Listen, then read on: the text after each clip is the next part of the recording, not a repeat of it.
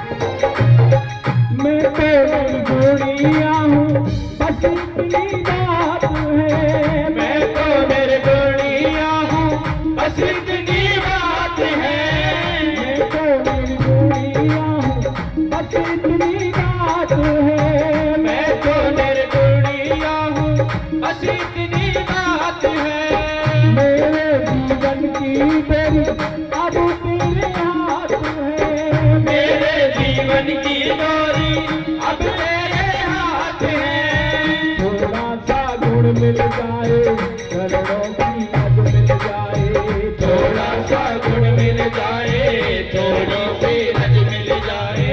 मानो तुम्हारा उपकार, हरि जी मेरी सेवा करो स्वीकार। हरि जी मेरी सेवा करो स्वीकार।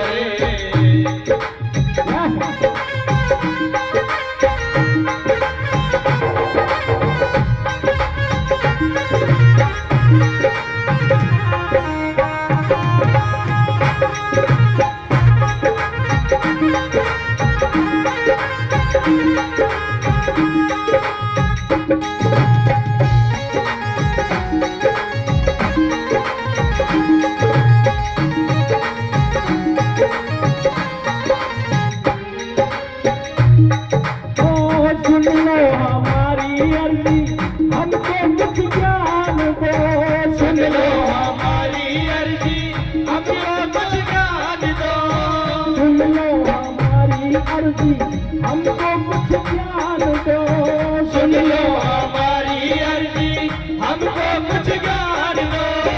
जीवन को जीना सीखे ऐसा वरदान दो, जीवन को जीना सीखे ऐसा वरदान दो। सूरज सी शान पाऊं, चंद्रा सा मान पाऊं, सूरज सी शान पाऊं, चंद्रा सा मान पाऊं। वरदान हरि जी मेरी पूजा करो स्वीकार। हरि जी मेरी सेवा करो स्वीकार। नन्हा सा फूल हूँ मैं, चरणों की धूल हूँ मैं। नन्हा सा फूल हूँ मैं, चरणों की धूल हूँ मैं। आया हूँ मैं तो तेरे द्वार, हरि जी मेरी पूजा करो स्वीकार। हरि जी मेरी सेवा करो स्वीकार।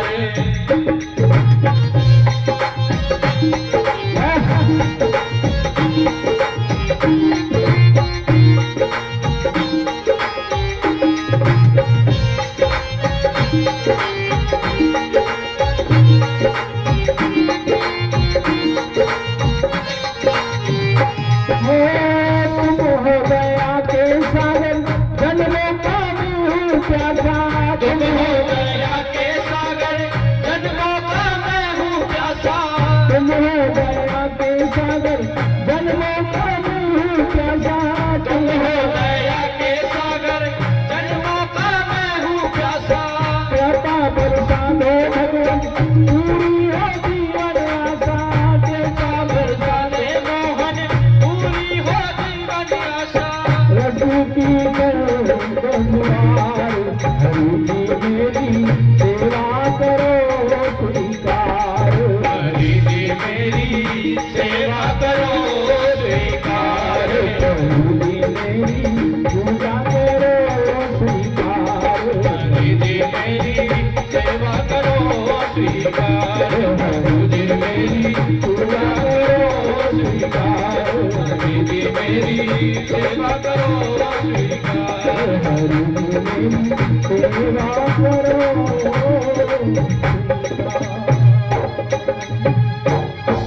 नन्हा सा फूल हूँ मैं चरणों की। हे गोविंद, मैं आपके सुंदर उपवन का एक छोटा सा पुष्प हूँ। यदि आपकी अनुग्रह मई दृष्टि मुझको मिलेगी तो मैं इस जीवन से संसार को सुवासित करता रहूंगा। एक तो आवाज कम करो, इको कम करो। हेलो, और कम करो, बेस ज्यादा है, थोड़ा बेस भी कम करो। आज नारद जी महाराज भक्ति से कह रहे हैं। भक्ति ने नारद जी महाराज से कहा था कि भो भो साधो क्षणम तिष्ठ मच्चितामपि नासदः। हे साधु, क्षण भर के लिए ठहरो, और अपना परिचय दिया। कल कथा में सुना तो नारद जी ने कहा कि मैं क्षण भर के लिए ठहरा। भक्ति कहती है कि ठहरो साधु जरा तुम, मम चिंता हरते जा। कि महाराज, मेरा जन्म दक्षिण में हुआ, कर्नाटक में मैं पुष्ट हुई, गुर्जरे जीर्णता गता। भारत के और अन्य भाग में मैं आई संसार के, तो मैं जीर्ण शीर्ण हो गई, क्योंकि भक्ति किसी को चाहिए। हाँ, भक्ति की आवश्यकता नहीं है किसी को। भक्ति और भजन कलयुग का जीव केवल लोभ के वशीभूत करता है, लोभ के वशीभूत। कोई भक्ति इसलिए करता है कि हे भगवान, मेरा बच्चा अच्छे नंबरों से पास हो जाए। हाँ। अब पहले तो भगवान आए, उसके बच्चे की जगह पेपर दें तो वो भक्ति करेगा। हेलो, बच्चा मेहनत कर रहा है नहीं कर रहा उससे मतलब नहीं है। हेलो, उसको मतलब है कि भगवान आगे पास कर दें। हे भगवान, मुझे यदि 1000 गज में मेरी कोठी बन जाए जिसमें हर सुविधा हो, तो मैं 1.25 मनी लगाऊं। अब भगवान 20-25 लाख, 1-2 करोड़ रुपया लेके आवे, पहले तुम्हारी कोठी बनवा में, फिर 5-4 हजार की तुम 100 मनी लगवाओ। हे भगवान, मेरे ये फलाना काम हो जाए तो मैं ये कार्य करूं, जागरण करवाऊं, कथा करवाऊं। तो भक्ति लालच की हो गई है, लालच की। भक्ति को भक्ति की तरह कोई करना नहीं चाहता। हाँ, अब सही। भक्ति को भक्ति की तरह नहीं करना चाहते। लोगों को अन्य कार्यों में जितना आनंद आता है उतना भक्ति में नहीं आता। कुछ लोग ऐसे होते हैं, कथा भागवत सुनते हैं तो उनमें भक्ति जग जाती है। जग जाती है, वो सोचते हैं अच्छा बात तो सही कह रहे हैं महाराज, कल से हम भी भक्ति करेंगे। सोच लेते हैं भैया सवेरे उठेंगे, जल्दी 4 बजे जगेंगे, ये सुंदर कांड करेंगे, हनुमान चालीसा करेंगे, ये करेंगे वो करेंगे, और घर चले जाते हैं। दूसरे दिन जग करके बड़े जोर शोर से काम करते हैं, एक दिन। तीसरे दिन फिर जगते हैं, बोले अरे ये काम और बढ़ा लिया, पहले अच्छी कम से कम 6 बजे तक तो सोते थे, 8 बजे तक सोते थे, ये काम और बढ़ा लिया, अब टाइम ही नहीं मिलता सोने का, थोड़ा कम कर देते, थोड़ा कम कर देते। चौथे दिन फिर कहते अरे नहीं नहीं कम नहीं, अपने से होगा ही नहीं ये काम, अपने बस की नहीं है, छोड़ देते हैं। तो भक्ति पुष्टता को नहीं पहुंचती। कई लोग मिलते हैं कहते हैं महाराज जी हमारा तो भगवान में विश्वास ही उठ गया। मैंने क्यों भाई क्या हो गया? अरे हमारा बेटा ना फेल हो गया, इतना अच्छा था बेटा लेकिन वो फेल हो गया। अरे तो भैया अच्छों ने पढ़ाई ना करी तो फेल गए, इसमें भगवान क्या करेंगे? तो नहीं, हमारा तो भगवान से विश्वास उठ गया। अच्छा भाई, तो भक्ति लोभ के वशीभूत करते हैं। भक्ति कहती है महाराज कि मैं अन्य शहरों में गई, अन्य नगरों में गई तो मैं जीर्ण शीर्ण हो गई, ये मेरे दोनों पुत्र मेरे साथ आए, ये भी वृद्ध हो गए। जैसे ही मैंने ब्रजमंडल में प्रवेश किया मैं तो युक्ति हो गई, क्योंकि ब्रज में चारों तरफ भक्ति है। आप जो ब्रजमंडल में गए हैं ब्रज की यात्रा करने, उनको पता है कि हमारे यहाँ रिक्शे वाला भी घंटी नहीं बजाता, कहता राधे, और राधा कहते ही उसको पीछे देखते हैं लोग और रास्ता दे देते भैया जा। तो भक्ति सर्वत्र, लेकिन ज्ञान और वैराग्य की ब्रज में भी कोई जगह नहीं है, इसलिए ये दोनों मूर्छित हो गए। नारद जी ने कहा तो बस इतनी सी बात है, तुम चिंता मत करो, बिल्कुल भी एक क्षण की चिंता मत करो, मैं तुम्हारे इन दोनों पुत्रों की मूर्छा दूर कर दूंगा और तुम्हारे लिए प्रत्येक जीव के मन में भाव जागृत कर दूंगा, ये मेरा वादा है। कह तो दिया, लेकिन अब नारद जी को समझ नहीं आ रहा। उन्होंने बड़े बड़े वेदों के मंत्र उन दोनों के कान में सुनाए, लेकिन मूर्छा दूर होना तो बहुत बड़ी बात है, उन्होंने एक जमाई तक नहीं ली। नारद जी को चिंता हो गई। नारद जी ने संतों से ब्राह्मणों से पूछा, लेकिन आज कोई भी नारद जी को उपदेश देने के लिए तैयार नहीं है, क्योंकि सब सोच रहे हैं कि जिन नारद जी को नहीं पता कि इनकी मूर्छा कैसे दूर होगी तो हमें कैसे पता होगा। नारद जी चिंता में भक्ति को आश्वासन देकर के वहां से चले। सूत जी कहते हैं, एकदा ही विशाल आया चत्वार ऋषियो मला, सतसंगार्थ समायात्रा दृश्यु स्त्रत नारदम। एक बार ऋषि चत्वार, चार ऋषि, ऋषि चार। कौन से चार ऋषि? सनक, सनातन, सनंदन कुमार। चार ऋषि ये बड़े देव ऋषि हैं और ये चारों 2400 घंटे कथा करते। 2400 घंटे कैसे करते? चार भाई हैं, एक भाई कथा करता, तीन भाई सुन लेते, फिर एक भाई कथा करता, तीन भाई फिर सुन लेते, फिर एक भाई कथा करता, तीन फिर सुन लेते, फिर एक भाई कथा करता, तीन, यानी 2400 घंटे उनकी कथा चलती रहती। वो विशाल क्षेत्र में आए, विशाल बद्रिकाश्रम। तो उन्होंने देखा नारद जी घूमते आ रहे हैं, चिंता की लकीरें, भजन ध्यान छूटा पड़ा है, क्योंकि नारद जी एक ऐसे संत हैं, ऐसे ऋषि हैं, ऐसे देव ऋषि हैं कि इनके बीड़ा पे हर समय भगवान का गान चलता रहता है। सनक, सनंदन, सनातन और सनत कुमार ने देखा नारद जी के मुख पर चिंता है। सनक सनंदन आदि ऋषि थे, आए क्षेत्र विशाल में, हो सत्संग यही अभिलाषा, हृदय भाव मणिमाल में।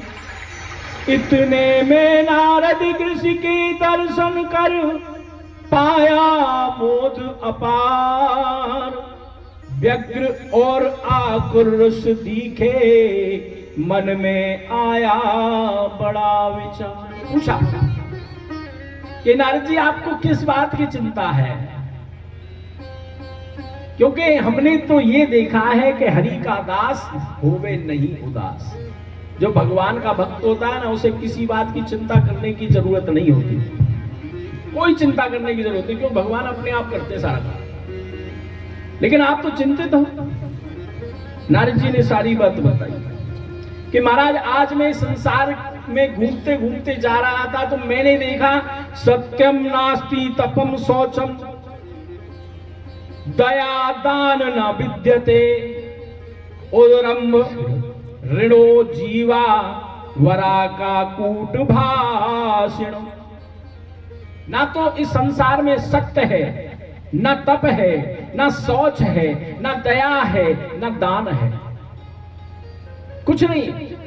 लोग केवल पेट भरने की विद्या सीखते हैं, उसी को चतुर समझते हैं। जो पेट की कमाई करने में है आगे, उसको ही कहते हैं बहुत होशियार है। और जो भक्त है, थोड़ा भोला है, उसको मूर्ख समझते हैं। अरे ये तो मूर्ख है, इसको कुछ नहीं आता। और जो सबको पागल बनाता है, अरे वो बहुत चतुर है, वो बहुत चतुर है जी। तो उदर भरने में जो चतुर है उसको ही पंडित समझा जाता है, उसको ही होशियार समझा जाता है। ऐसी संसार की गति हो गई है। मेरी समझ में नहीं आ रहा। आज मैंने भक्ति से वचन दिया था कि मैं तेरे ज्ञान और वैराग्य पुत्रों की मूर्छा दूर कर दूंगा, लेकिन मैंने बहुत प्रयास किए, उनकी मूर्छा ही दूर नहीं। नारद जी ने जब ये कहा तो सनकादि ऋषि बोले इसमें कौन सी बड़ी बात है, तुम ऐसा करो ज्ञान यज्ञ करो, ज्ञान यज्ञ करने से दोनों की मूर्छा दूर हो जाएगी।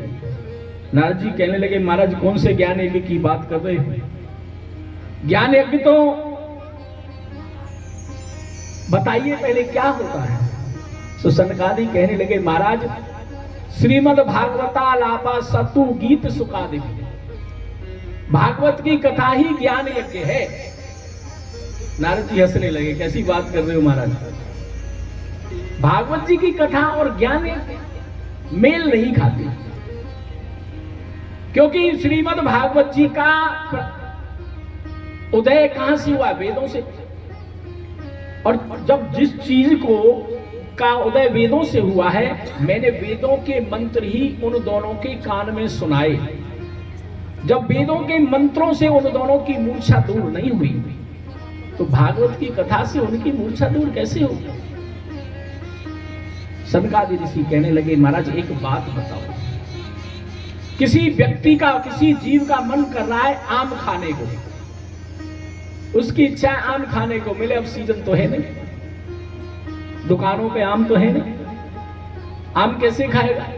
उसने किसी से कहा महाराज आम खाने का मन कर रहा है, उसने कहा बस इतनी सी बात है। वो आम के पेड़ पे गया, एक लकड़ी आम की तोड़ी और खा ले आम। बोलिए क्या बात है, ये आम तोड़ी क्यों?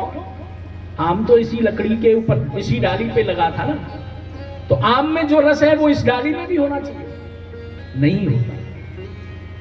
चाहे श्रीमद् भागवत वेदों से निकली है, लेकिन वेदों का स्वरूप अलग है, भागवत जी का स्वरूप अलग है, क्योंकि भागवत जी भगवान का वांगमयी स्वरूप है। वांगमयी मतलब शब्दों के रूप में। भागवत जी की जो लिखाई है ना, लिखावट, वो काली स्याही से है, नीली लाल से नहीं है। काला वर्ण मेरे श्याम सुंदर का है, मेरे प्रभु का है, मेरे भगवान का है, मेरे लाला का है। और कैसे पेज हैं? सफेद कलर, सफेद कलर के हैं राधा रानी। तो श्रीमद् भागवत जी दोनों का श्री विग्रह है, इसलिए जो काम भागवत जी से हो सकता है वो वेदों से भी नहीं हो सकता। किसी का मक्खन खाने का मन है, उसको दूध दे दो कि लो पी लो, क्योंकि दूध से ही तो मक्खन निकलता है। पहले दूध को जमाएंगे, दही बनाएंगे, दही को बिलोएंगे, फिर मक्खन निकलेगा। मक्खन का मन है, दूध दे दो, क्या मक्खन की प्यास बुझेगी? नहीं बुझेगी। उसी प्रकार किसी का मन यदि भक्ति का है और उसको वेदों की बातें बताओ तो उसका मन नहीं भरेगा, भक्ति की बात बताने से ही मन भरेगा। आज नारद जी ने सुना, मन प्रसन्न हो गया, बोले महाराज कथा तो मैं करूं, लेकिन करूं कहां? कि ज्ञान यज्ञ करिष्यामि सुख शास्त्र कथोज्वल, भक्ति ज्ञान विरागाणा सतु गीत सुखादि। मैं ज्ञान यज्ञ करूंगा, लेकिन करूं कहां? कहां करूंगा? तो सनकादि कहने लगे कि देखो आनंद नामक स्थान पे आप ज्ञान यज्ञ कहिए, क्योंकि मन में आनंद होगा तभी कथा सुनाएंगे। बिना आनंद के कथा नहीं सुनी जाएगी। आनंद नामक स्थान हरिद्वार के समीप है, गंगा जी के समीप है। वो स्थान क्यों बताया? क्योंकि वो ना तो ऊंचा है ना नीचा है, सम जगह पर है।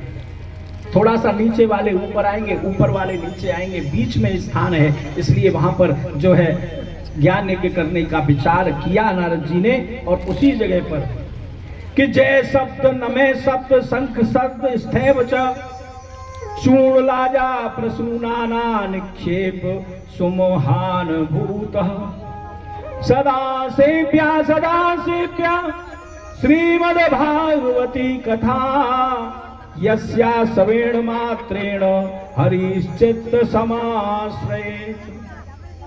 सदा सेव्या श्रीमद् भागवत, ये ऐसी कथा है जो सदैव सुननी चाहिए। इसके सुनने से जीवन बदल जाता है, सुधर जाता है, सज जाता है, संवर जाता है। लेकिन ये जीव है ना, इसको समझ में नहीं आती। देखिए, आज एक बात गांठ बांध करके सुन लीजिए, ध्यान से सुनिए। उधर कुछ नहीं हो रहा है, जो कुछ हो रहा है इधर हो रहा है। घर के काम छोड़ करके आप यहां पे आए हो तो तन से नहीं मन से भी बैठे। कहीं कुछ भी हो रहा है, आपको ध्यान रखना है तो प्रभु की कथा में, सबसे पहली बात। दूसरी बात कि श्रीमद् भागवत में 12 स्कंद हैं। 12 स्कंद यानी 12 स्कंद, और 12 स्कंदों में 365 अध्याय हैं। कितने? 365। और 365 अध्यायों में 18,000 श्लोक हैं। कितने? 18,000। और उन 18,000 श्लोकों में एक शब्द ऐसा नहीं है जो हमारा नहीं हो। यानी इस संसार के जीवों से श्रीमद् भागवत जी अलग नहीं है। श्रीमद् भागवत की प्रत्येक कथा, प्रत्येक दृष्टांत मेरी है, जीव की है। लेकिन समझ में कब आती है? जब हम ध्यान से सुनते। सूत जी कहते हैं, तुंगभद्रा नदी के किनारे आत्मदेव नामक ब्राह्मण रहते हैं। ध्यान से सुनना। तुंगभद्रा कौन सी नदी है? तुंगभद्रा। तुंग माने अधिक, भद्रा माने कल्याण, अधिक कल्याण करने वाली नदी। उसके किनारे कौन रहता है? आत्मदेव नामक ब्राह्मण। अधिक कल्याण करने वाली नदी कौन सी है? कोई बताए?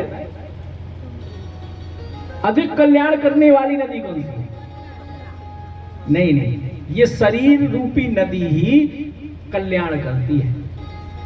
ये शरीर ही तुंगभद्रा नदी है। ये शरीर तुंगभद्रा नदी है।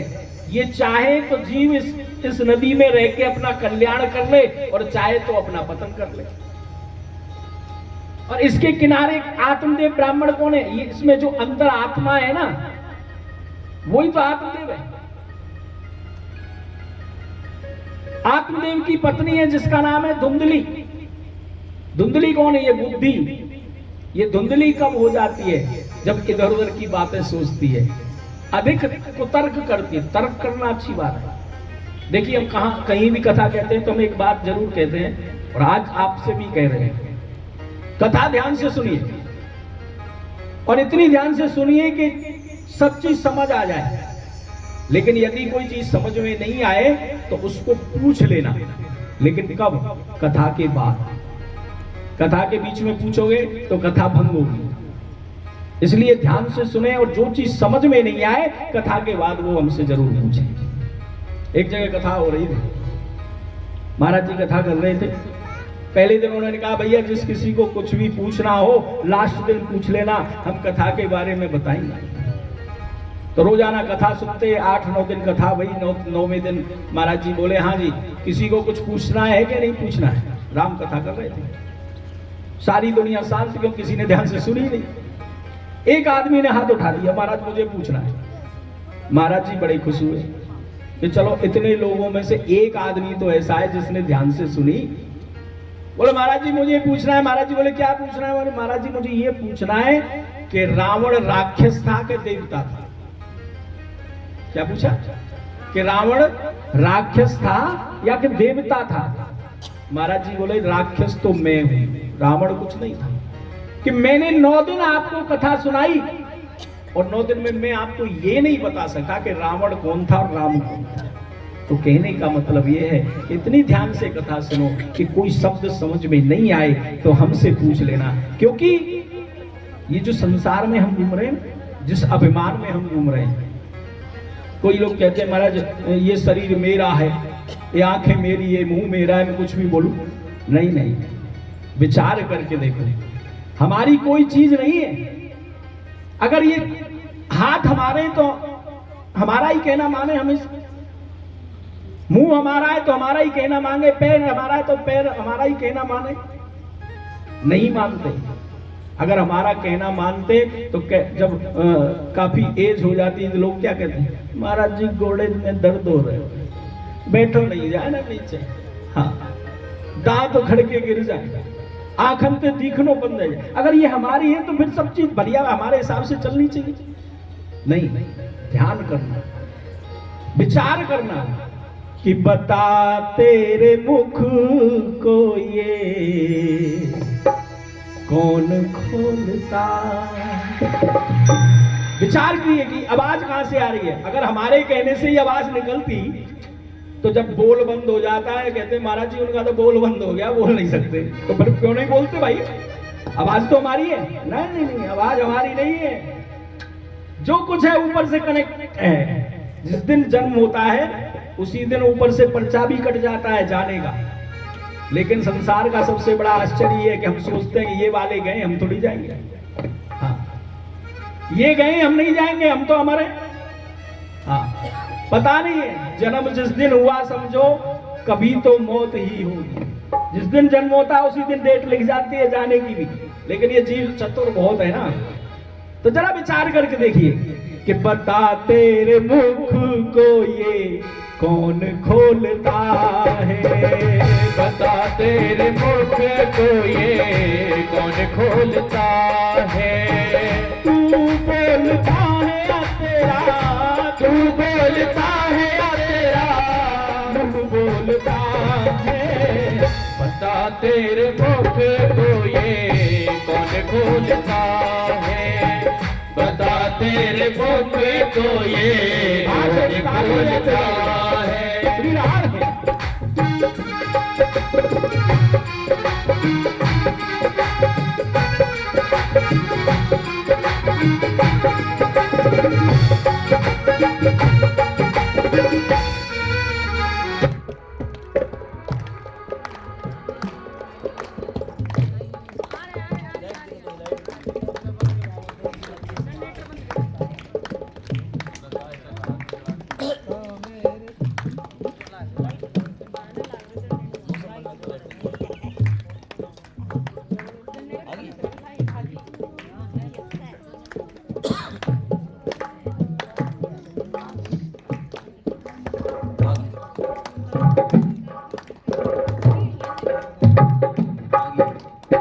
ये मैं की आवाज आती कहां से।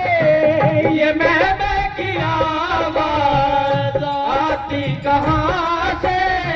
दिन भर करते हैं, मैंने कोठी बनाई, मैंने गाड़ी खरीदी, मैंने ये किया, मैंने वो किया, मैं। ये मैं की आवाज आती कहां से। ये मैं की आवाज आती कहां से। कौन है जहां वाणी आती वहां से। कौन है वहां वाणी आती जहां से। कुछ तो बता कर दूं, कुछ तो बता कर तू तुझको पता है। बता तेरे मुख को ये कौन खोलता है। बता तेरे मुख को ये कौन खोलता है। आगे आइए।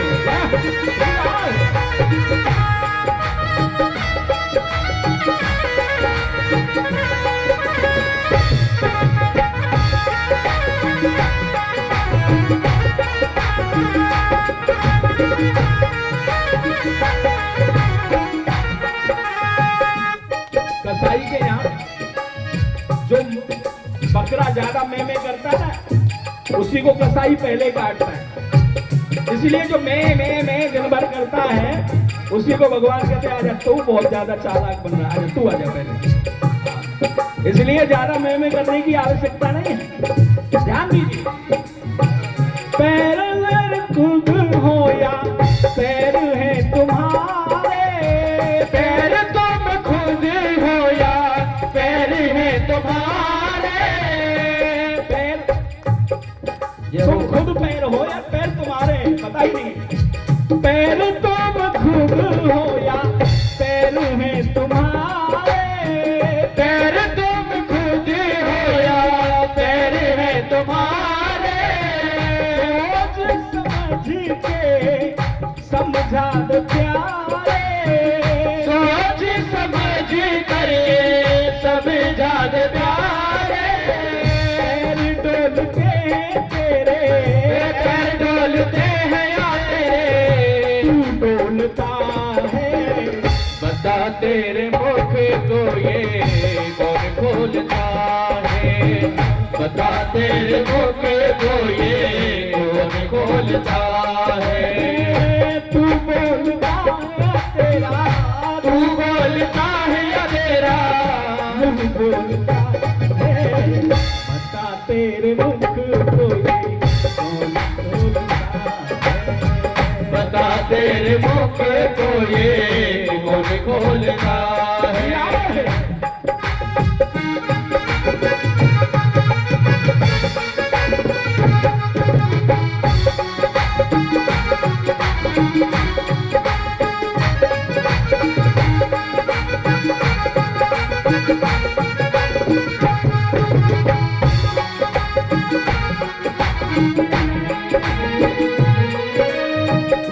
काटे तराजू हाथ है तुम्हारे, काटे तराजू हाथ है तुम्हारे, कहीं जाने की जरूरत नहीं है।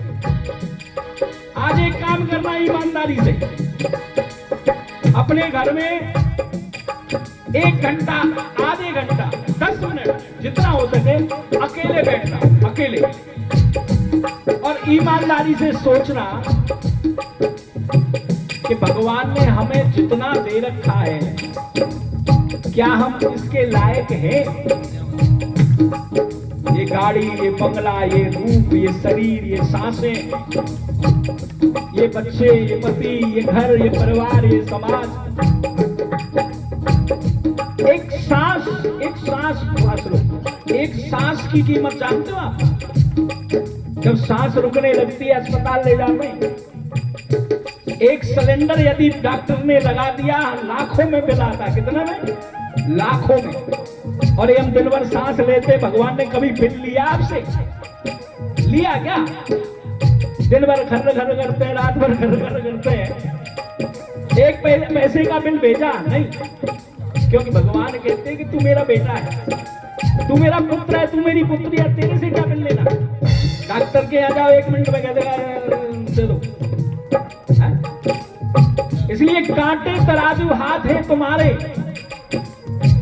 कांटे तराजू हाथ है तुम्हारे, काटे तराजू हाथ है तुम्हारे, आज पूछ के तू उत्तर दे रे, समझ बूझ करके तू उत्तर दे रे, हाथ तोलते तेरे, हाथ तोलते हैं या तेरे, तू तोलता है। बता तेरे मुख को ये कौन खोलता है, बता तेरे मुख को ये कौन खोलता है, तू बोलता है तेरा, तू बोलता है या तेरा, मुझ बोलता है। बता तेरे मुख को ये कौन खोलता है, बता तेरे मुख को ये कौन खोलता है।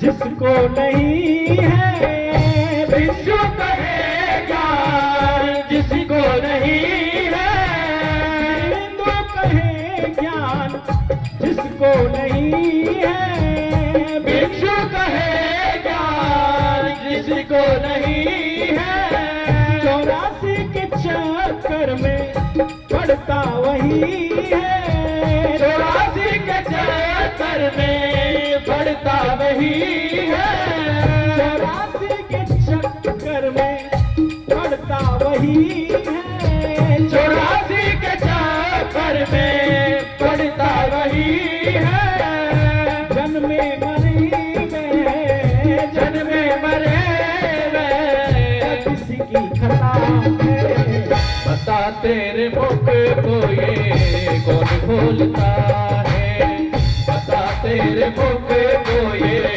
कौन खोलता है, बता तेरे मुख को ये कौन खोलता है, बता तेरे मुख को ये कौन खोलता है, बता तेरे मुख को ये कौन खोलता है?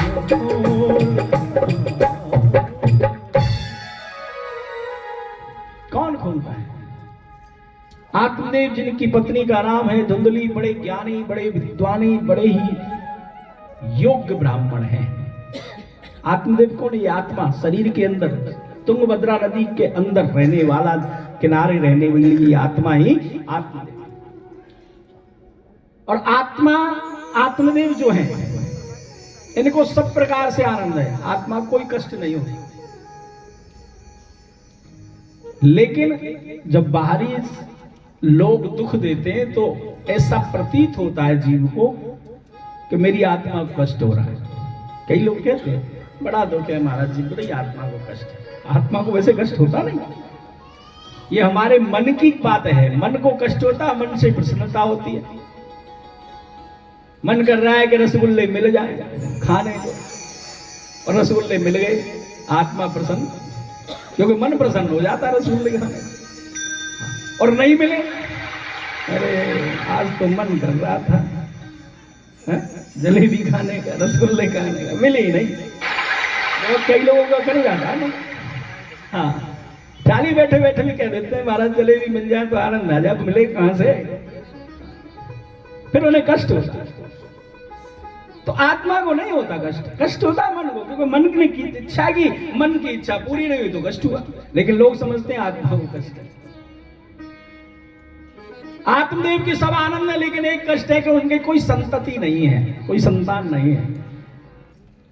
लोग ताने मारते हैं, लेकिन वास्तविकता क्या है कि संतान में जिस संसार में जिसके हैं वो भी दुखी है, और जिनके नहीं है वो भी दुखी है। वो यूं दुखी है कि ऐसे मानते नहीं है, तंग करते हैं, रोते हैं, लड़ते हैं, झगड़ते हैं, पढ़ते नहीं है, फलान नहीं ढिकान नहीं, वो तो यूं दुखी है। और जो जिनके नहीं है वो यूं दुखी है कि कैसे भी नहीं है।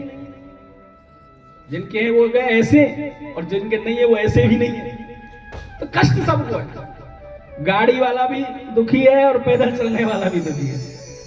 हाँ, गाड़ी वाला यूं दुखी है, इतने टोल लग जाए, इतना तेल लग जाए, हाँ कहां से आ रहा है। और पैदल यूं कि भैया हम पे तो गाड़ी ना है, क्या करें, टोले देख ले गाड़ी हो। तो बड़ी अद्भुत दशा है संसार। तो आत्मदेव परेशानी लोगों की बातें सुनते, और संसार ऐसा है कि किसी तरह से जीने नहीं देता। आप बढ़िया कपड़े पहनो, लोग क्या कहेंगे, अरे बड़े फैशन में रहते हैं वो तो। अरे पूछो मत, दिन भर चमक दमक के रहते हैं, क्या करते हैं पता नहीं। और भैया मत पहनो बढ़िया कपड़े, फटे टूटे पहन लो। अरे उन पे क्या है, वो तो भूखे मरे। ये लो कर लो बात। आप ज्यादा बोलने लगो, सबसे हालचाल पूछो, अरे वो तो बहुत बोलते हैं, और चुपचाप रहो। वो तो बोल रही ना है, बहुत पाए, चुपचाप रहे। हाँ, काउते लड़ो तो परेशानी, बड़े झगड़ालू है जी, और किसी से लड़ो ही मत। वो तो बहुत कायर है, बहुत डरपोक है, बातें बात का करना है। हाँ, तिलक लगा लो तो नहीं बड़े बाबा जी बनो, और ना लगा गए वे तो बेकार है, ना भगवान है माने, ना कौए माने।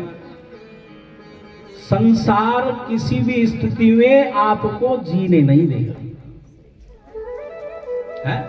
किसी भी स्थिति में आप सोचो कि संसार को हम प्रसन्न कर लें, तो मैं लिख के दे रहा हूं, आप कर ही नहीं सकते। एक आदमी था, उसके 2 कन्याएं थी, 2 लड़की। लड़की बड़ी हो गई, विवाह योग्य हो गई। अब लड़की जब शादी योग्य हो जाती है तो माता पिता को चिंता हो जाए उनके शादी। उस व्यक्ति ने क्या किया, अपनी दोनों लड़की एक ही गांव में ब्याह दी, रतनथल में। हाँ, एक उल्ले मोहल्ला में ब्याह दी, एक पल्ले में ब्याह दी। और जो बड़ी वाली ब्याही वाके घर वाले तो करे खेती, और छोटी वाली जाकर में ब्याही वाके घर के बनावे घड़े, मटका घड़े वगैरह, दिए वगैरह बनावे। कुम्हार किसान हो वाले तो गई, जो भी ये काम तो करें, दोनों उनको ब्याह करें। एक दिन महीना 2 महीना बाद किसान व्यक्ति को मन करो कि दोनों बेटी के हालचाल पूछे आऊं। बैठो रेल में, कोसली उतर के रतनथल आ गए। आ गया रतनथल, आए के पहले बड़ी वाली के पास पहुंचो। बेटी ने देखो पिताजी को बढ़िया तरह से बेचारी को बिठायो, हालचाल पूछे, बेटी बेटा ठीक है? तो पिताजी वैसे तो ठीक हूँ, और बारिश अगर है जाए तो नहीं फसल अच्छी है जाएगी। बोले चिंता मत करो बेटी, बारिश है जाएगी। अब आने के चलो दूसरी ते मिले, हमें दूसरी ते मिलने चले गए दूसरे मोहल्ला। वहां पहुंचे, जाके हालचाल पूछे, बेटी बड़ी प्रसन्न भई, पिताजी को पानी वानी दियो, सब बात कुशल खेम की वही। बोले बेटा ठीक है, अब वो तो घड़े बना वही। बोले पिताजी अगर 5-7 दिन बारिश नहीं होए ना तो मेरे घड़े पक जाएंगे। बाप बोलो बेटा चिंता मत कर, 5-7 दिन बारिश नहीं हो। अरे भैया, जब एक गांव में 2 मोहल्ले में रहने वाली 2 लड़की भगवान से प्रसन्न नहीं है, एक को बारिश चाहिए, एक को बारिश नहीं चाहिए, तो तुम सबको प्रसन्न कर लोगे ये सोच रखे अगर बैठे हो तो बहुत बड़े मूर्ख हो। सोचो ही मत। हमारे भगवान, हमारे जो लाला है ना, आप लोग भगवान को, हमारा तो लाला है। यानी पता, गिरिराज जी महाराज को धारण करो, गिरिराज जी महाराज को धारण करो, और सीधे हाथ का धारण ना करो, उल्टे हाथ, उल्टे हाथ पे धारण करो, और उंगली के ऊपर नहीं, उंगली के नख के ऊपर, नाखून के ऊपर धारण करो। क्यों धारण करो? क्यों? क्या शिक्षा दी? जितनी भी समस्याएं, जितने भी बोलने वाले उन्हें यहाँ बिठा के रखो और ऊपर ही रहो, हमें जो करना है हम करेंगे।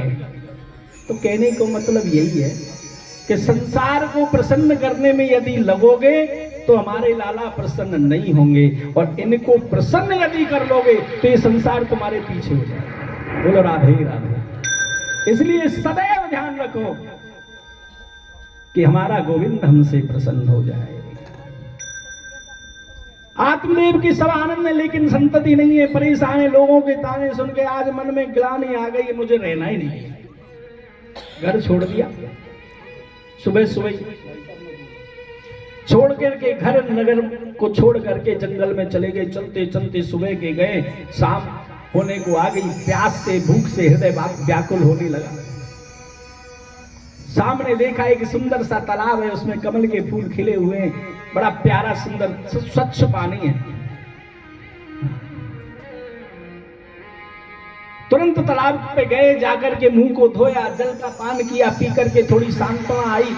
सोचने लगे क्या करूं क्या करूं, मन में विचार किया इसमें कूद के मर जाऊं, इसी तालाब में डूब करके आत्महत्या कर लूं। जैसे ही कूदने को तैयार हुए, वहां से एक संत जा रहे थे, उन्होंने हाथ पकड़ लिया। क्या कर रहे थे? देखने में तो ब्राह्मण प्रतीत होते हो, और इसमें कूद करके क्या मरना चाहते हो? बोले महाराज सही कह रहे हो, मरना चाह रहा हूं। बोले क्यों? बोले महाराज आप तो संत हैं, सब कुछ जानते हैं, मेरे कोई संतति नहीं है, मैं परेशान हूं। संत कहने लगे अच्छी बात है, संतान नहीं है, कोई झगड़ा करने वाला नहीं है, कोई डिस्टर्ब करने वाला नहीं है, भगवान का भजन करो, आनंद करो। बोले महाराज आप ऐसा कह सकते हो, लेकिन आपकी जो शिक्षा है ना वो मेरे लिए नहीं है।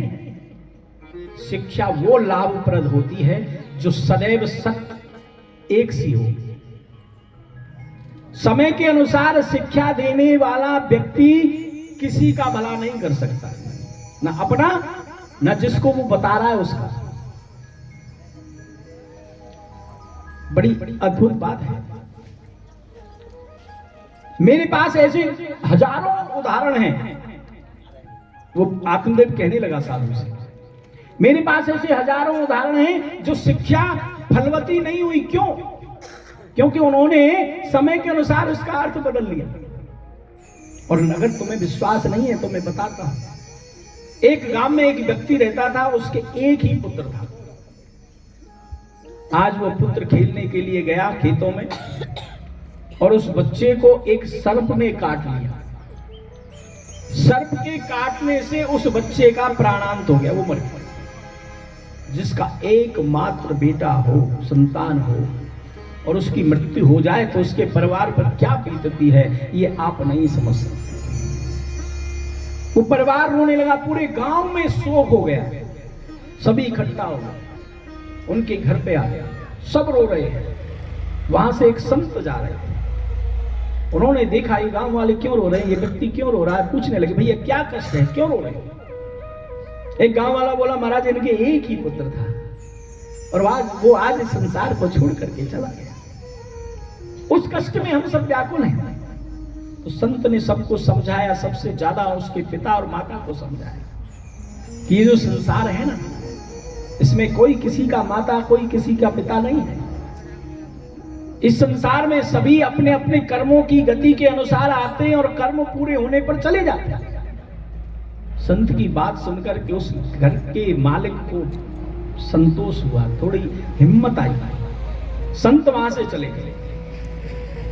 आज कई दिन के बाद वो व्यक्ति अपने खेत पे जा रहा है और उसके मार्ग में उस संत की झोपड़ी जो उस दिन शिक्षा देकर के गए, वो उस झोपड़ी के आगे से निकला तो उसने देखा कि झोपड़ी में बैठे संत रो रहे हैं जोर जोर से। उस व्यक्ति को बड़ी दया आई कि ये संत तो बड़े अच्छे थे, उस दिन मेरे घर आए थे, मेरा पुत्र जब मृत्यु को प्राप्त हो गया था, मुझे पूछना चाहिए इनको कष्ट क्या है। उसने झोपड़ी में प्रवेश किया, जाकर के संत से पूछने लगा महाराज क्यों रो रहे हो, क्या कष्ट है। वो कहने लगा बेटा मेरी बकरी मर गई है इसलिए मैं रो रहा हूं। वो बड़ा सोचने लगा कि ये वही संत है, मेरे इकलौते पुत्र के मरने पर जो सांत्वना दे रहे थे, ये बकरी के मरने पर रो रहे। कहने लगे महाराज आप बकरी के मरने पर रो रहे हो। संत कहने लगा बेटा उस दिन बेटा तेरा था, ज्ञान मेरे पास था, आज बकरी मेरी है इसलिए ज्ञान मेरे पास है। तो ऐसे ज्ञान की आवश्यकता नहीं है जो समय के साथ बदल जाए। मुझे वो ज्ञान चाहिए जो सदैव एक सा रहे, क्योंकि जो सदैव एक सा रहे वो ही सच्चा ज्ञान है। आत्मदेव कहने लगा महाराज यदि मेरे संतान नहीं होगी तो मैं संसार में नहीं रहूंगा। साधु ने ध्यान लगा करके देखा, बोले तो इन्हें तो 7 जन्म तक संतान नहीं है, तो एक जन्म की बात। आपने कहा कि मैं फिर तो बिल्कुल जीवित नहीं रहूंगा। आज आत्मदेव की हठ धर्मिता को देख करके साधु ने अपनी झोली से फल निकाला और दे दिया। संत चाहे तो भाग्य के लिखे को भी बदल सकते हैं, होना संत सही है। तुरंत फल दिया और कहा जाकर के अपनी पत्नी को खिला देना, तुम्हारे घर संतान हो जाएगी। आत्मदेव प्रसन्न हो गया, फल को लेकर के सिर से लगा करके घर आ गया। पत्नी दरवाजे पे ही खड़ी है, नाम धुंधली, ला करके पत्नी को फल दे दिया, लो ये फल खा लो, हमारे घर संतान हो जाएगी। पत्नी ने फल हाथ में ले लिया, आत्मदेव भी चले गए फल देकर। सोच रही है ये फल खाऊं कि नहीं खाऊं, खाऊंगी तो गर्भ के जो दुख होते हैं वो मुझे सहन करने पड़ेंगे, 9 महीने तक सहन करने पड़ेंगे। उसके बाद जैसे तैसे पता नहीं कैसे जन्म होगा बच्चे का, और बच्चे के जन्म के बाद भी बड़ी सेवा करनी पड़ती है। माता खुद गीले में सोती है, बच्चे को सूखे में सुलाती है। माता से ज्यादा त्याग इस संसार में कोई और कर ही नहीं सकता। इसीलिए माता सर्वश्रेष्ठ है। भगवान से भी ऊपर अगर कोई है तो वो माता है, क्योंकि भगवान को भी इस भूमि पर आने के लिए माता की आवश्यकता होती है।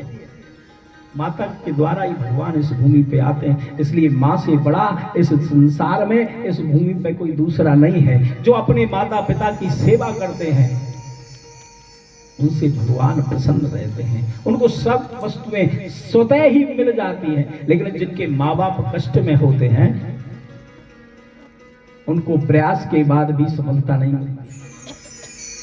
बड़ी अद्भुत बात है। सोच रही क्या करूं, इतने में ही उसकी बहन आ गई, बुद्धि की बहन। जो बुद्धि धुंधली होती है उसकी बहन का नाम है लालच, लोभ। वो आई, आकर के पूछ लगी, बहन ये फल हाथ में लेकर के क्या कर रही हो? उसने सारी बात बताई। आज तेरे जीजा जी आए, कह रहे ये फल खा लो, हमारे संतान हो जाएगा, मुझे तो चाहिए नहीं, कौन कष्ट सहन करेगा। तो बहन बोली एक बात बताऊं, मेरे पास उपाय है। बोले क्या है? बोली ये फल तो गाय को खिला दो, कुछ समय के बाद मेरे घर संतान आने वाली है। तो पता पहले से ही मेरे 4-5 है। हाँ, ऐसा करूंगी कि मेरी जो संतान होगी वह तोड़ दे दूंगी, और उस संतान के बदले में तू मुझे धन दे दिया। मेरे धन नहीं है, तेरे संतान नहीं है, तो पे धन है, मुंह पे संतान है। और तू ब्राह्मण देवता दे जीजा से कह दियो कि मेरी संतान मर गई है, इसलिए मैं पालने के लिए, दूध पिलाने के लिए भी आ जाऊंगी। दोनों बहनों ने सलाह बना ली, फल गाय के सामने डाल दिया और स्वयं गर्भवती होने का नाटक किया। और समय आने पर गाय ने उस फल के प्रभाव से एक पुरुषाकृति के बालक को जन्म दिया, जिसके कान केवल गाय जैसे थे। आत्मदेव जी ने नाम रखा गोकर्ण। बोलिए गोकर्ण जी महाराज की जय हो। गोकर्ण जी का जन्म हुआ और इधर समय आया, धुंधली की बहन के घर भी एक पुत्र हुआ, जिसको उसने धुंधली को दे दिया। और धुंधली ने आत्मदेव जी के पास खबर भेज दी कि घर में पुत्र हुआ है। आत्मदेव जी बड़े प्रसन्न होके आए, नामकरण करने लगे। धुंधली बोली नहीं, मैं नाम रखूंगी, मेरा बेटा है, मेरा नाम धुंधली है, इसलिए इसका नाम होगा धुंधकारी। नाम रख दिया धुंधकारी। जैसा नाम यथा नाम तथा गुण, जैसा नाम था वैसे ही गुण विकसित होने लगे। ध्यान रखना, बच्चे का हमेशा नाम सोच समझ करके रखना। सूत जी महाराज कहते हैं कि गोकर्णो पंडितो ज्ञानी धुंधकारी महाखल स्नानम शौचम क्रियाहीनो दुर्मुखी क्रोध वर्धित दुष्परिग्रह करता च सब हस्तेन भोजनम। श्रीमद् भागवत के महात्म के 4थे अध्याय के 66वें श्लोक में लिखा है। क्या लिखा है? कि सब हस्तेन भोजनम। धुंधकारी गोकर्णो महापंडित। गोकर्ण जी बड़े विद्वान, और धुंधकारी कैसा कि सबके हाथ से जो भोजन कर ले। सबके हाथ कौन से? सबके हाथ वो जिसने ना कभी भगवान का श्रृंगार किया है, ना कभी प्रसाद बनाया है, ना कीर्तन में ताली बजाई है। वो हाथ आदमी के नहीं है, जीव के नहीं है, पशु के हाथ, सबके हाथ समझे जाते हैं। और भगवान भी कहते हैं इसे हाथों की आवश्यकता नहीं है, इसको संसार में रहने के लिए हाथ की आवश्यकता नहीं, क्योंकि हाथों को ये उपयोगी नहीं करते। तो वो हाथों को हटा के पैर लगा देते हैं। 2 पैर पहले से 2 पैर और लगा देते, 4 पैर हो जाते हैं। इसलिए ध्यान रखना, अगर पैर चाहिए तो हाथों का इस्तेमाल कहीं भी करो, और हाथ चाहिए तो हाथों का इस्तेमाल भगवान के लिए करो। बड़ी अद्भुत बात है। गोकर्ण जी ने पिताजी से कहा, पिताजी आप चली जाओ, क्योंकि ये धुंधकारी बहुत उपद्रव करता है। आत्मदेव जी ने घर को छोड़ दिया, सन्यास लेके चले गए, और गोकर्ण जी महाराज विद्या अध्ययन के लिए काशी चले गए। भाई चला गया, पिताजी चले गए, धुंधकारी निरंकुश हो गया। चोरी करना, लूटपाट करना, जुआ खेलना, मदिरापान करना, ये उसके दिन के काम हो। एक दिन घर में आया, माता से बोला, माँ जितना भी धन घर में रखा है या तो मुझे दे देना, नहीं तो शाम को आऊंगा तुम्हें बस सुला देगा, कह के चला गया। माता जी ने सोचा शाम को आएगा, पता नहीं क्या करेगा। घर के सामने एक सूखा कुआं था, उसमें कूद करके धुंधली ने अपना जीवन समाप्त कर दिया। जितना धन रखा था धुंधकारी लेकर के अपने सखाओं के, दुष्टमती के सखाओं के पास गया।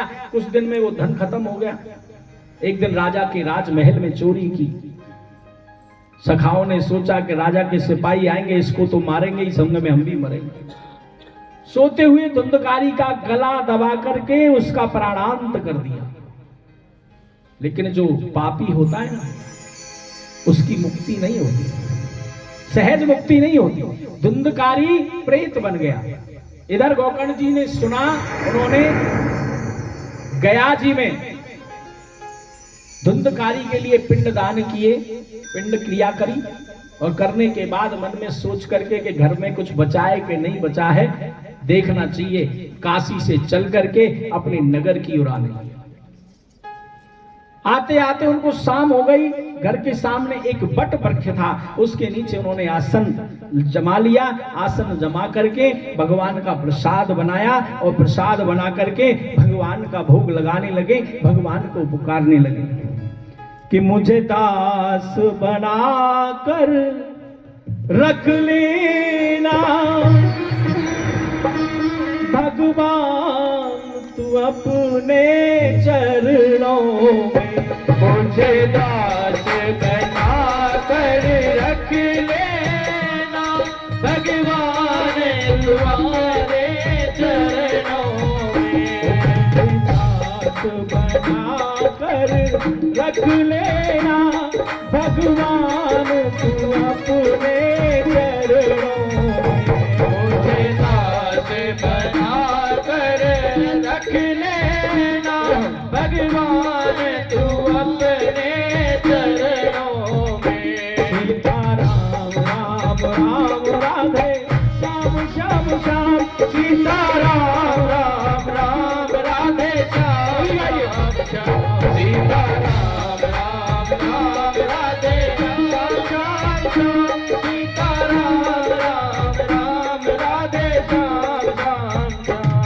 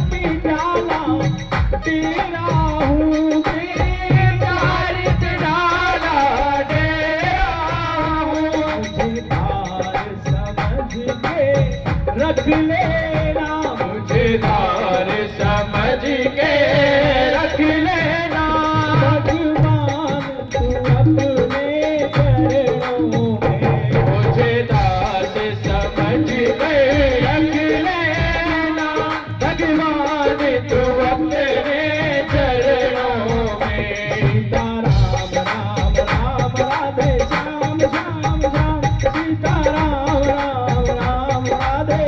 राम राम राधे श्याम श्याम सीता राम राम राम राधे श्याम श्याम श्याम सीता राम राम राम राधे श्याम श्याम सीता राम राम राम राधे श्याम श्याम श्याम सीता राम राम राम राधे श्याम श्याम ओ सीता राम राम राधे श्याम श्याम ओ सीता राम राम राधे श्याम ओ सीता राम राधे श्याम श्याम सीता राम राम राधे श्याम श्याम सीता राम राधे श्याम श्याम।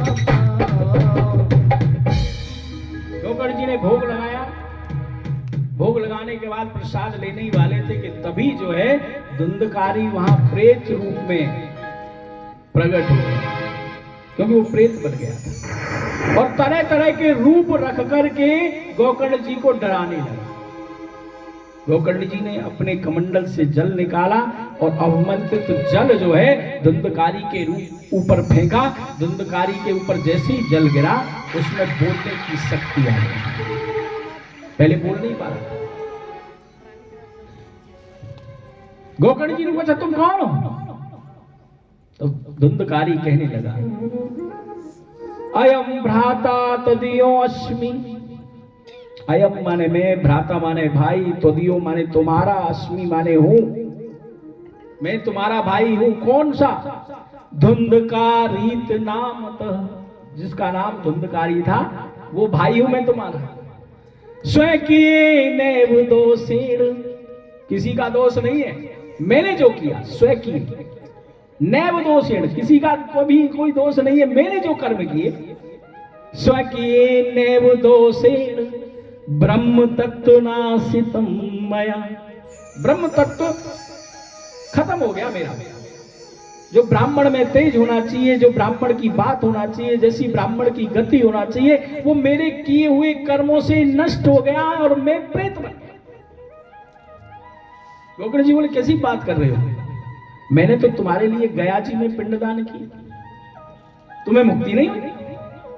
धुंधकारी कहने लगा तुमने सुना नहीं मैंने क्या किया? स्वकीय न दोषेण, तुम्हें एक बार गया जी में पिंडदान किया, अगर तुम 100 बार भी करो तो भी मुझे मुक्ति नहीं मिलेगी, क्योंकि मैंने काम ही ऐसे किया। आज के कलयुग में बड़ी अद्भुत बात है। एक बार गया जी जाते हैं, जाकर के फिर आते हैं और कहते हैं महाराज जी हम गया जी में पिंड करे आए, हमें पितर नहीं, पितरों की पूजा करने की मना है।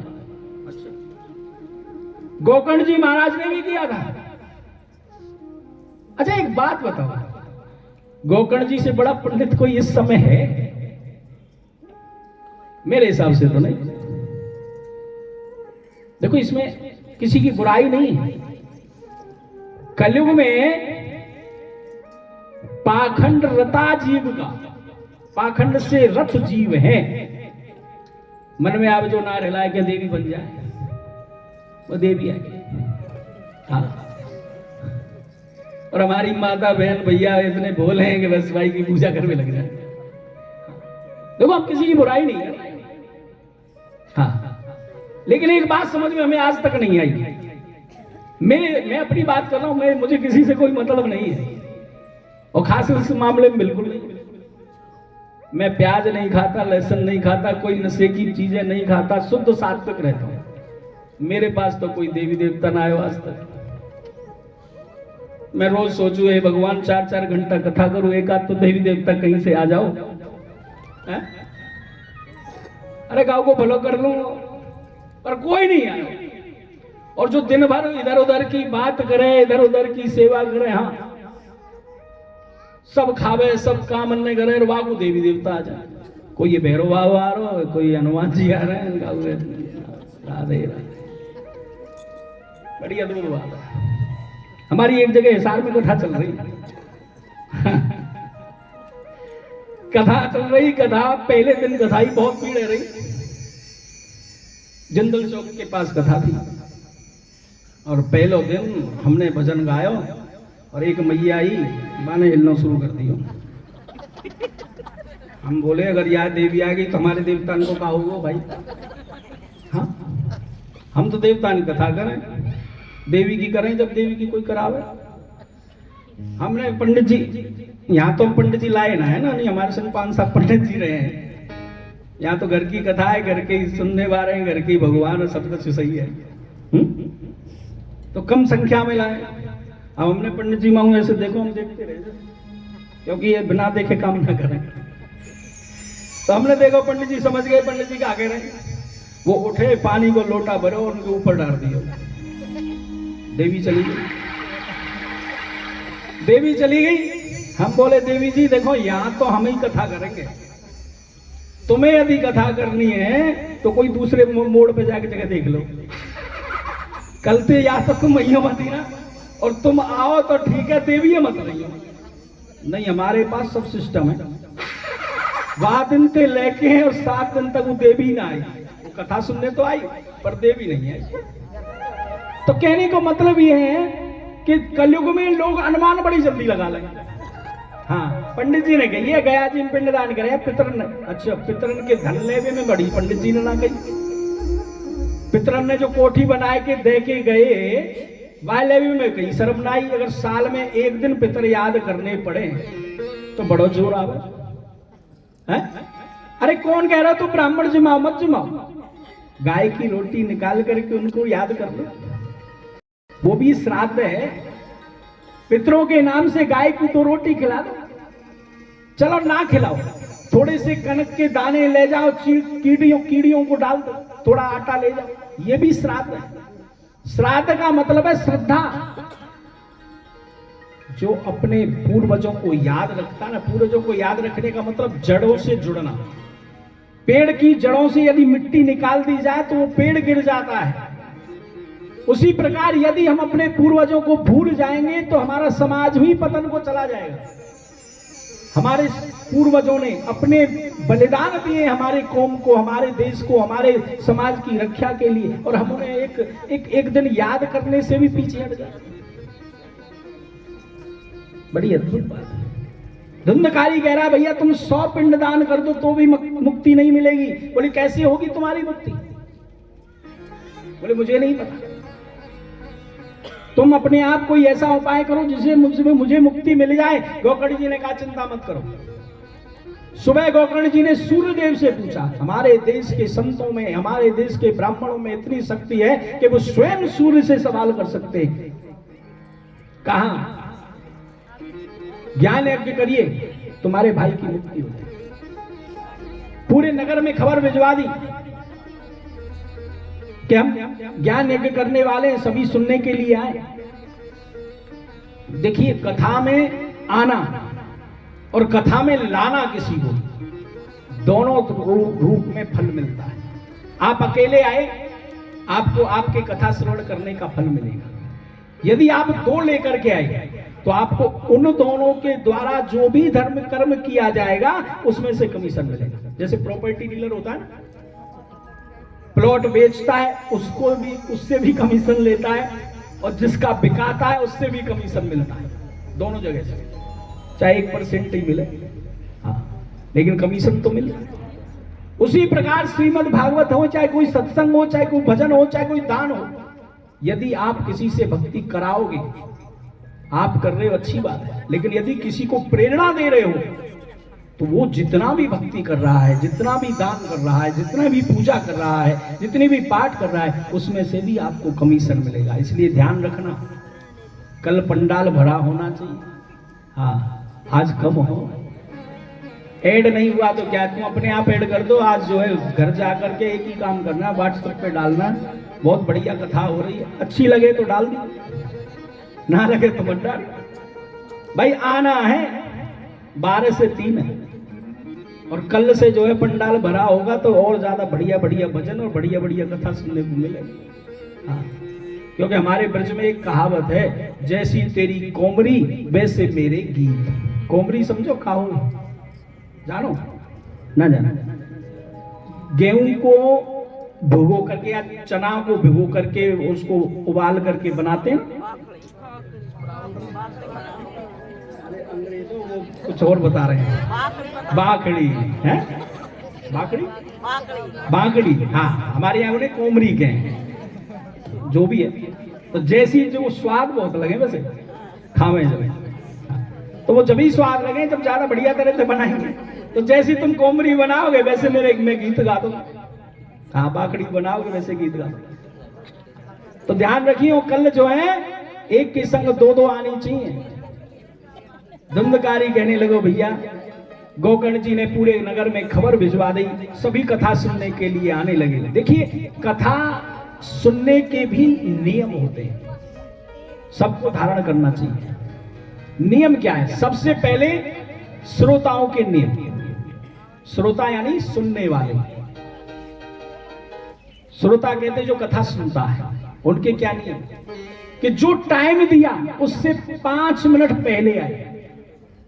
ये इंतजार नहीं है पंडित जी बैठे आवाज कान में आवे जब चले, क्योंकि देखो व्यवस्था कहीं भी थोड़ी बहुत लेट हो सकती है।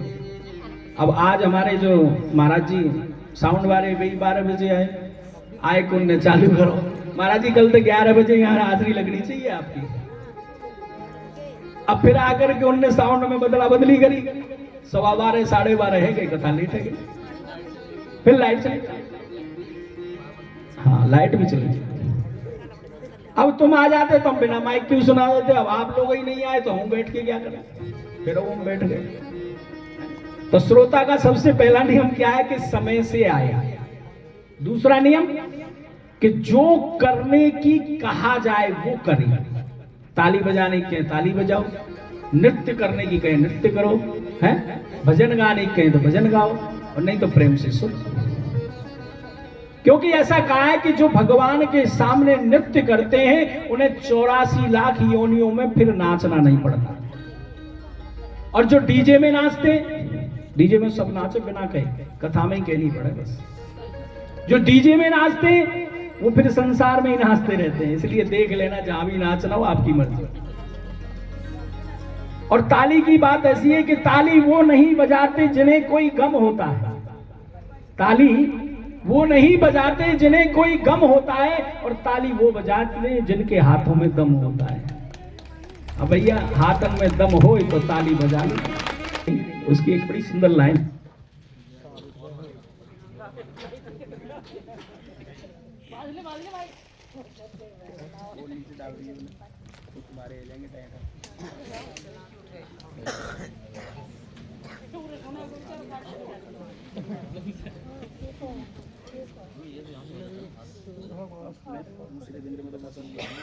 पहले दिन की डालेंगे